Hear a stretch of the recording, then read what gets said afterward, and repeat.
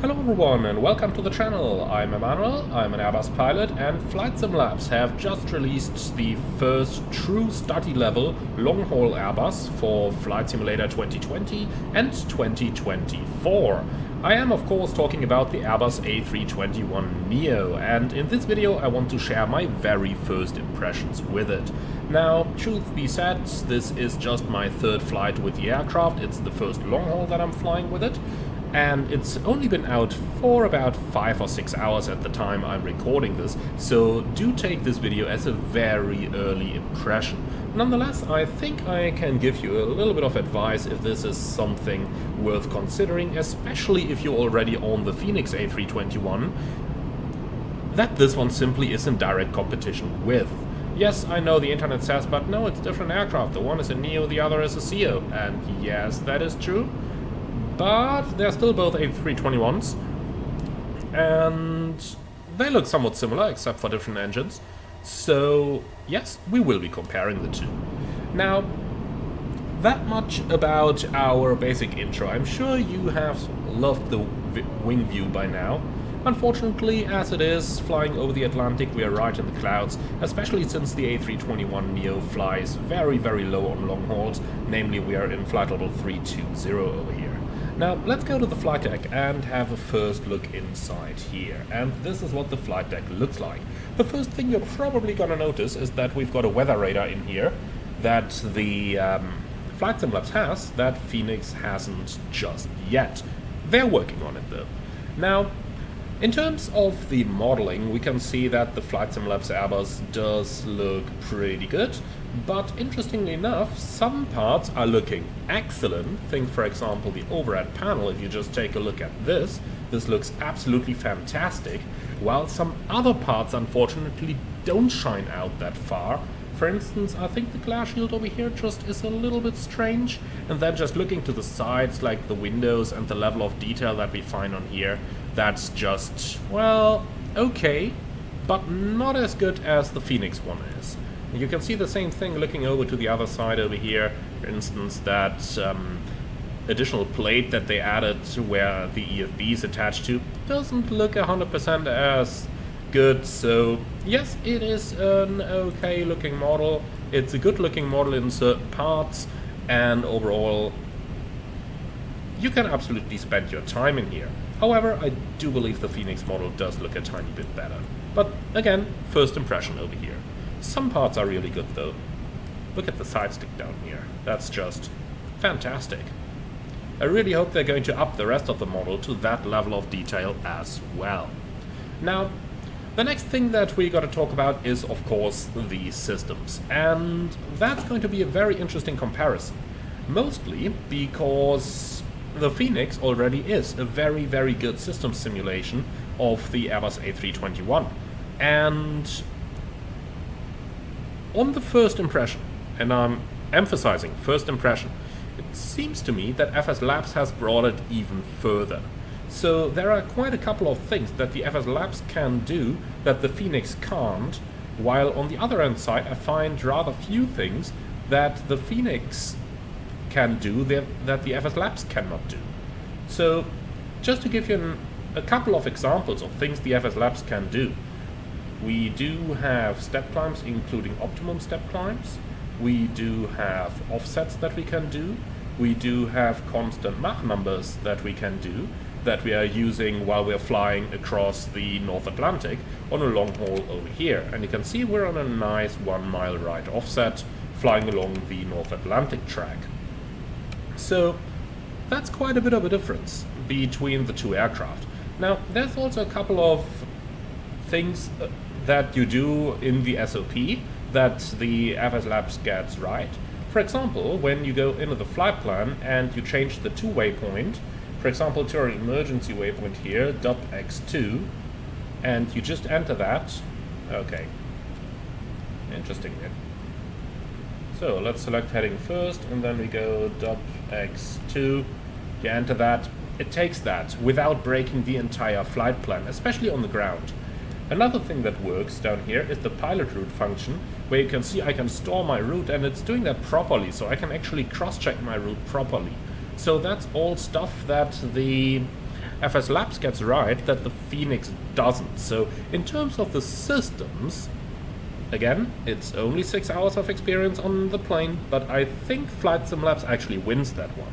They also have a couple of nice gimmicks. For instance, if you're looking at the window over here, you can see a lot of the bug splatter. So we departed Dublin in the afternoon in the summer, so we went through quite a couple of flies and bugs on our takeoff run, and they do appear live on your window. You can actually clean them up. Another thing where I believe the aircraft really shines is the data link. So if we go down here into the ATSU, you can just see that the data link system of the Phoenix Airbus is not as advanced as the data link system of the FlightSimLabs Airbus. So in here you can do quite a bit more things. For instance, sending your OFP data is automatically going to send a refueling request. Then you get things like slot messages. Let's actually try bringing up one.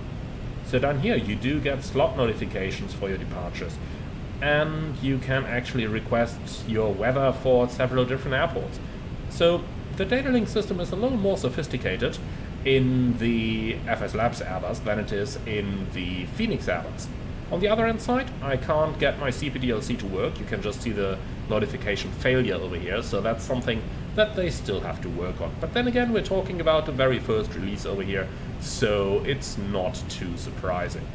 Now, let's talk flight dynamics, and I'm totally honest with you, I don't see much of a difference between the flight dynamics of the Phoenix and the FSLabs.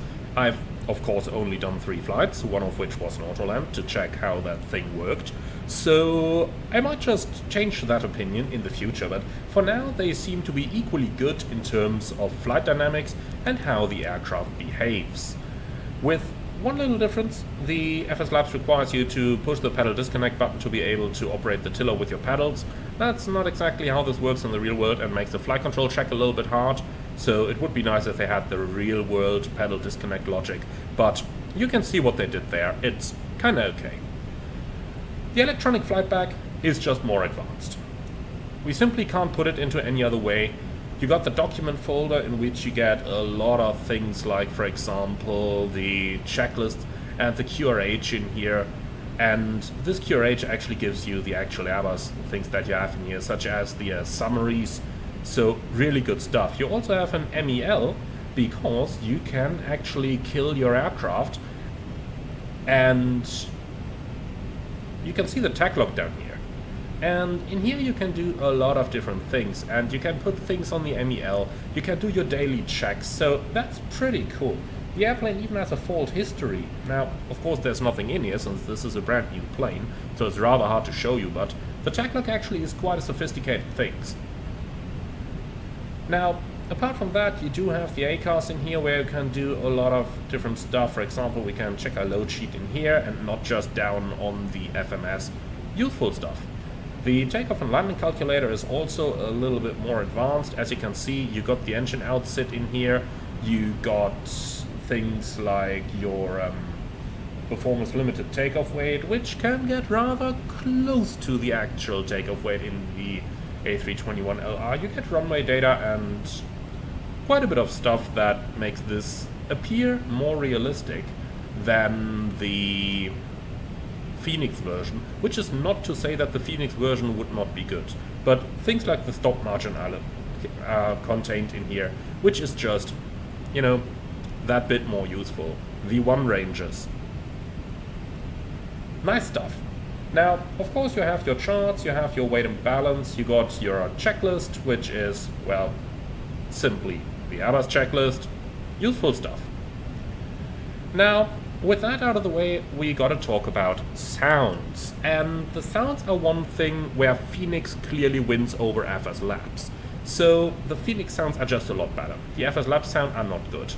They do the job, but they used to be much, much more advanced back in the days of FSX and P3D, which makes me hope that FSLabs is going to be able to up the game in terms of the sounds with future updates.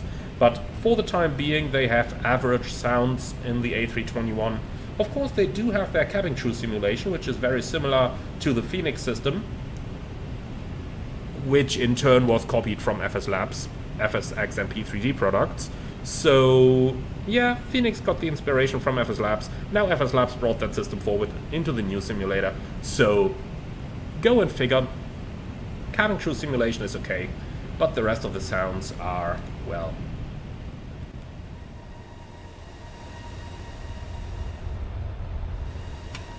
like this. So, this leads me to the question, would I recommend to purchase the FSLabs Airbus if you already own the Phoenix Airbus? And that question comes really down to if you want the Neo or not. Personally, the moment it released, I went to the website and bought it. Yes, I bought it. I did not ask for a free copy. I did not even attempt to ask for a free copy. I bought it straight away. And I'm happy I did, because it contains the long-range version, so I can fly long-haul with an Airbus. That's all I want.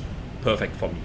However, my first impression was that, well, it's so incredibly similar to the Phoenix Airbus that if 75 euros is a lot of money to you, then it might just be easier to stay with the Phoenix Airbuses, unless you really want that Neo, which only contains one engine version at the moment, with the CFM LEAP 1A and no Pratt & Whitney engine just yet. But who knows, maybe it contains other things, like malware. It's FSLabs after all.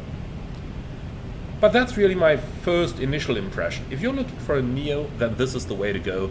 If you just look for any A321 and if you just fly it on short and medium hauls and don't do long hauls anyway, then the Phoenix is probably the cheaper option, seeing that for just about 25 bucks more than the purchase price of this Neo alone, you get the entire fleet of the 19, 20 and 21 with Phoenix. So in terms of values for money, I think Phoenix wins it by far. On the other hand side, if you don't have any Airbus yet, then the FSLabs may be something worth considering, because I am sure that they are going to update things like the sounds over here, perhaps also do something on the visuals, and because it simply is a very good aircraft. Now, let's just take one step back at the moment and also have a look into a situation where we just imagine that Phoenix doesn't exist, because we are somewhat doing this airplane injustice. Now, the FSLabs A321 is an absolutely awesome system simulator with okay graphics, only the sounds do need real improvement, and this airplane is easily up on the level of a PMDG aircraft or a Phoenix aircraft. It just came a little bit late and is a little bit expensive, but only because Phoenix is on the market. If there was no Phoenix, I would immediately have said, yep, very good aircraft, 100% purchase recommendation. But Phoenix is on the market, so it's up to you to decide if it's worth the money or if you prefer to stay with the Phoenix Airbuses. Now, have you made your decision yet? Let me know in the comments below. I'm really interested to hear how you guys are receiving this aircraft. And with that out of the way, all I can say is thank you very much for watching. I'm very much looking forward to your opinion and your take on this release. And with that, I'd like to say thank you very much for watching. As always, be sure to like, comment and subscribe. And if you want to support this channel, if you want to support me buying add-ons like this, why not consider a small donation through the Buy Me a Coffee link in the video description below. Thank you very much. And with that out of the way, I'm looking forward to see you all again on the next one.